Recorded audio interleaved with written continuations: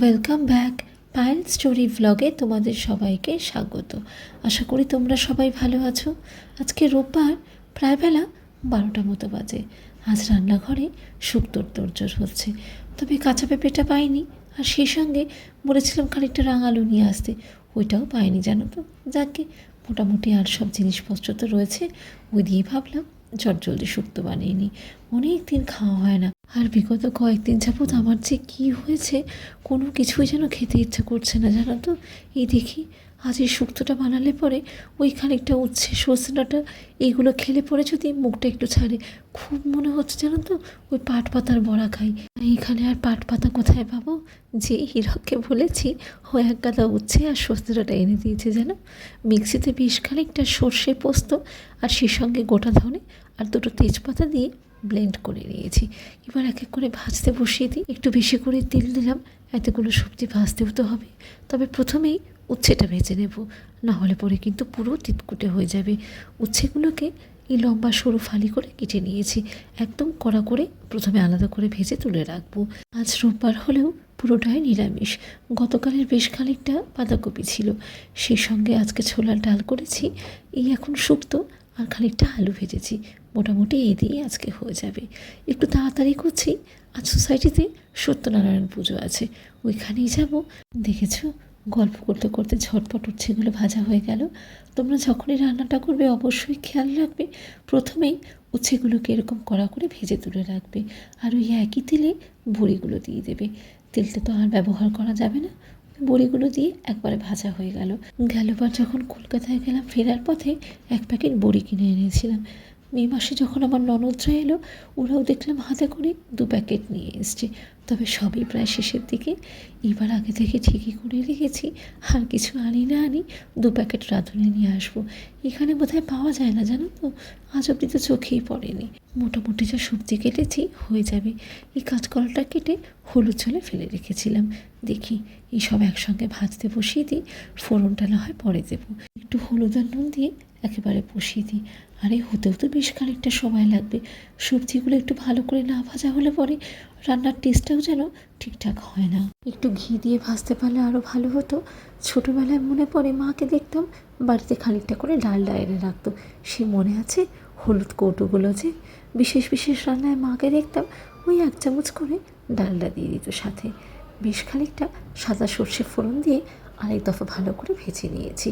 রাঁধুনির বদলে সাদা সর্ষেটাই দিই। খানিকটা দুধ দিয়ে একটু ভালো করে ফুটিয়ে নেব। সামান্য একটু রং হওয়ার জন্যে দুধের মধ্যে একটু কাশ্মীরি লঙ্কার গুঁড়ো গুলিয়ে দিলাম। এবার এই দুধটা দিয়ে এক দফা ভালো করে ফুটিয়ে নেব। আর একদম নামানোর মুহূর্তে ওই যেটা মিক্সিতে ব্লেন্ড করে রেখেছি ওইটা দিয়ে একটু ভালো করে মিশিয়ে নামিয়ে নেব। সাথে আন্দাজ মতো নুন আর চিনি। তবে শুক্তো একটু মিষ্টি মিষ্টি খেতে হয় তো, সেই মতো বুঝে শুনে কিন্তু চিনিটা দিও। মোটামুটি একটু ভালো করে ফুটে উঠলে পরে ওই মিক্সির পেস্টটা দিয়ে দেবো। এবার রান্নাটা করতে তো আর খুব বেশিক্ষণ সময় লাগে না, তবে এই কাটাকাটি বাটাবাটি দিতেও সময় গড়িয়ে যায়। একটু মিক্সি ধোয়া জলটা এবার দিয়ে দেবো। তবে তোমরা কিন্তু অবশ্যই খেয়াল করো, যখন এই পেস্টটা তৈরি করবে 2 থেকে 3টে তেজপাতা কিন্তু মনে করে দেবে।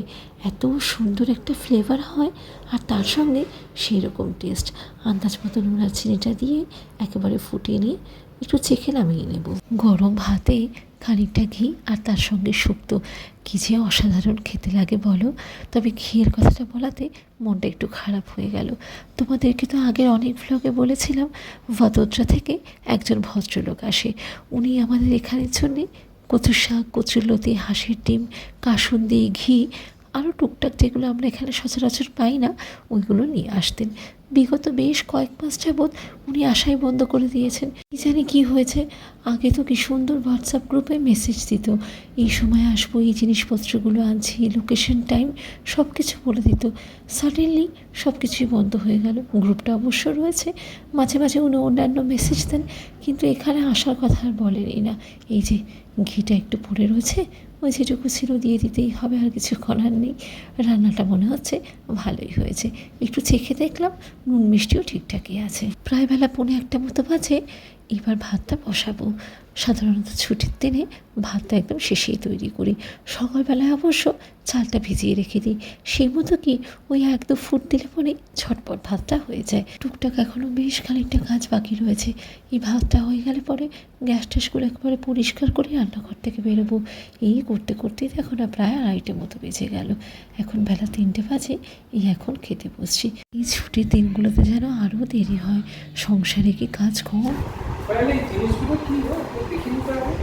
কি জিনিস গো? কিছু একটা ড্রয়িং কারণ নাকি কোনো পিকচার ওয়াল হ্যাঙ্গিং টাইপের এটা। ও, এটা তো রায়ের বন্ধু নাভিয়া থেকে কিনেছিলাম। ওদের যে ফেস্ট হলো না, সুন্দর লিখেছে। হ্যাঁ খুব সুন্দর আঁকে ও, আরো বড় বড় ক্যানভাসে আঁকে জানো তো। ওই ফেস্টে ও সব হাতে আঁকা এই ক্যানভাসগুলো বিক্রি করছিল। বাচ্চা মেয়ে তখন ওর থেকে কিনেছি। লাগানোর ব্যবস্থা করো। হ্যাঁ করবো, কোথায় লাগাবো দেখি।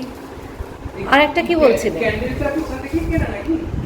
এই ক্যান্ডেলটা? হ্যাঁ হ্যাঁ, এটা হচ্ছে তোমার ইয়ের থেকে কেনা, সানিয়া। ও নিজে বানায় জানো, ভাদোদরা থেকে সব জিনিসপত্র কিনে আনে ওরা। সুন্দর আর শুধু এই রকম ক্যান্ডেল না গো, বড় বড় প্রচুর ক্যান্ডেল, মানে বড় চৌকো মাঝারি ছোট, বুঝেছো, টিলাইট হোল্ডারের মধ্যে ক্যান্ডেল, হেন কিছু নেই যে নেই। সুন্দর বানিয়েছে। খুব সুন্দর বানিয়েছে। হ্যাঁ, এগুলো সাজাবো বলে রেখে দিয়েছি। বলছি পুজো কখন থেকে শুরু হবে গো? পুজো তো ওই 4টে নাগাদ কোথায় শুরু হবে। হোয়াটসঅ্যাপে কোনো মেসেজ এলো? আর একটা হ্যাঁ নতুন করে? ওরকমই বলেছে 4টে নাগাদ যেতে। তাহলে দেখি তাড়াতাড়ি খেয়ে যাই। তুমি যাবে নাকি? হ্যাঁ চলো, এগো তাহলে দেখছি। আমি কিন্তু পুজো শেষ হলেই আসবো। হ্যাঁ ঠিক আছে। না, বসে পড়ো। হুম আর ডাল ঠিক আছে? ঠিক আজকে আছে। সব নিরামিষ কিন্তু। হ্যাঁ ঠিক আছে, বেশ বেশ আপনি। ওইদিকে তো মাইকে অ্যানাউন্সমেন্টও শুরু হয়ে গেছে। ইস, দেরি হয়ে গেল গো। তাও তো দেখো না 4:15 বাজে। সত্যি কাজ যেন সংসারে আর কোনোভাবেই কমে না। যতই করি আরও যেন দ্বিগুণ সে অপেক্ষা করে থাকে। তাও তো হীরক হাতে হাতে করলো বলে খানিকটা ঝটপট হয়ে গেল। এই দরজাটার একটা পাল্লা জানো তো সে আটকে যায়, না খোলে না ঠিকঠাক বন্ধ হয়। ওই জন্যই ওটা সারাচ্ছে। রাত্রিবেলা খাবার দাবারের আয়োজন এখন থেকেই শুরু হয়ে গেছে।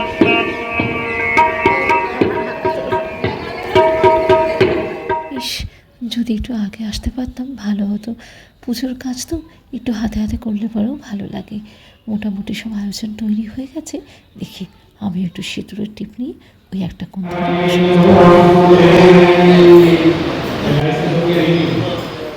তবে এদের নিয়মকানুনগুলো যেন একটু অন্যরকমই লাগছে। সেদিন যে আমার বাড়িতে সত্যনারায়ণ পুজো হলো, আমাদের এগুলো যেন একটু আলাদা মনে হচ্ছে। কি জানি, হয়তো বা আমার বোঝার ভুলও হতে পারে।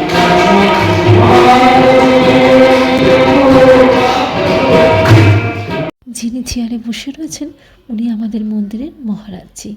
আর পাশে যে ভদ্রলোক গান করছে উনি কিন্তু কি সুন্দর রকম কীর্তন করতে করতে নিয়মকানুনটাও বলে দিচ্ছে। প্রথমে অভিষেক করতে হবে। এই ছোট্ট পুচকিটাকে দেখো না, ও কি সুন্দর কাজে হাত লাগিয়েছে। সত্যিই তো সবাই কিছু না কিছু করছে, ওর কি আর বসে থাকতে ইচ্ছা করে? ঠাকুরমশাই বলে দিলেন হাজব্যান্ডরাই অভিষেক করবেন আর ওয়াইফরা তাদেরকে ছুঁয়ে থাকবে। আজকের এই সত্যনারায়ণ পুজোটা কিন্তু পুরো সোসাইটির মঙ্গলার্থে। আর সেই সঙ্গে যারা হরেক রকম সুবিধা অসুবিধার জন্যে বাড়িতে পুজো করে উঠতে পারে না, তাদেরকেও এই পুজোতে বসার সুযোগ দেওয়া হয়েছে। ক্যামেরা করার ফাঁকে ফাঁকে আমিও 2-1টা কাজে হাত লাগাচ্ছি। এত ভালো লাগে না সত্যি। এখন মনে হচ্ছে একটু সকাল সকাল চলে আসলে পরে ঠাকুরমশাইয়ের হাতে হাতে এই জায়গাগুলো বোঝাতে পারতাম। এবার এই ঘরটা হাতে দেওয়া হচ্ছে।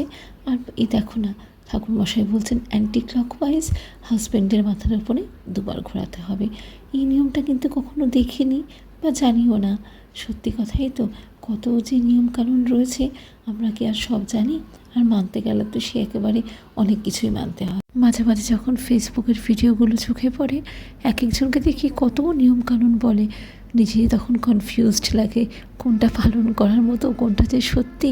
তখন যেন মনে হয় যেটা করছি সেটাই ভালো থাক। এখন বোধহয় আরেক দফা শুদ্ধিকরণ হবে, সেই মতো ঠাকুরমশাই বললেন মূর্তিগুলোকে নিয়ে ওনার কাছে যেতে। তবে একটা জিনিস খেয়াল করেছো কি, প্রত্যেককে কি সুন্দর লাগছে দেখতে, সে নায়ক নায়িকার মতো।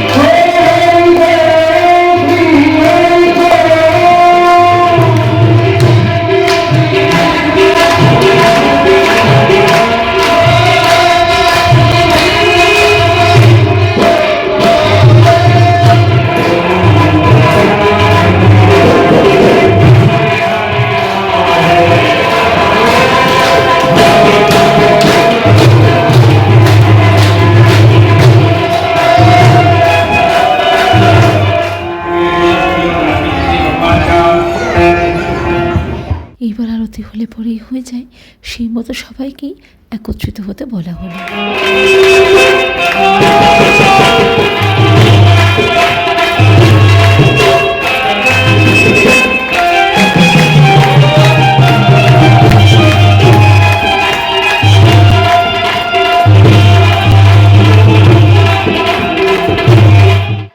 রায়রিধি আর হীরকের জন্যে আরতির এই শিখাটা ওনায় একটু জড়িয়ে নিলাম।